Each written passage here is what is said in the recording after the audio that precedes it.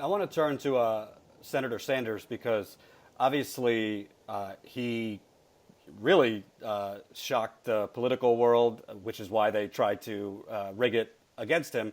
Since not only the primary but the election, he's kind of playing ball. He's endorsed Chuck Schumer, has been on stage with Chuck Schumer, who we know is a best friend of Wall Street. Right now, the establishment is literally trying to claw his email list away from him, however they have to.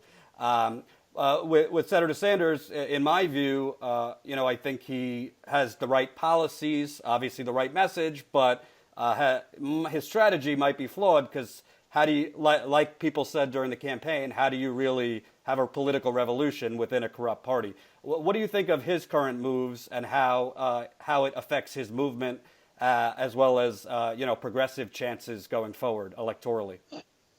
I think I'm a little bit more optimistic about what Sanders has been doing since the election than you are, and maybe that's just because, excuse me, things are so grim that I just want to believe. So I'm seeing not what's actually there, but what pleases me to see. I was actually not an enthusiastic Bernie Sanders fan ever, in large part for the reason that you just said. He integrated very well into the Democratic Party. There was very little pushback against it. He kind of just became an integrated member of the DC class. And I think that having gone through what he went through, seeing how the Democratic Party operates up close, maybe being a little bit more personally affected because he was the target of a lot of its corruption and injustice, he's actually become more of an acute critic of Democrats than I think he actually was before. There's this really amazing interview that he did with CBS, that morning show with CBS. I don't know what name it is, but with Charlie Rose and Norah O'Donnell and a couple other people where they were, it was shortly after the election, and they were saying, well, why did the Democrats lose? It's because of Comey, right? And he was saying, no, it's not because of Comey. Hillary Clinton should never even been in the position where she was vulnerable to a last minute surprise. They lost because I'm humiliated to say that we've lost the ability to communicate with working class. He said the white working class, because we become the party of Wall Street, and you can't convince people that you're defending their interests when you're serving the oligarchs. Even people who don't pay close attention to politics know that you're phony when you do that. And he was very authentic about it and very raw and very incisive about why the Democratic Party sucks. And he was pretty, vocal about it.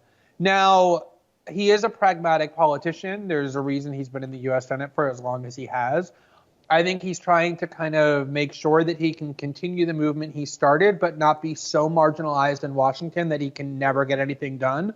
So you see him kind of playing both sides. I think he's occasionally rhetorically making overtures to Trump. If you really follow through on your promises to help the working class, I will work with you. He also wants not to alienate the Democrats so completely that he's rendered powerless. So I totally get what you're saying. There are some times when it makes me cringe a little bit that seems to be overly accommodating a party that he knows, because we've heard him say, is fundamentally and inherently corrupted. But at the same time, you want him to play the game a little bit in Washington, since that's where he is, in order to play the insider game a little bit. And I think it's up to people like us and, other people who are doing great activism and working with the Democratic Socialists and with the Young Turks and these new organizations designed to recruit better candidates for the Democratic Party to sort of play the outside game and not have to worry about those political maneuvers quite as much.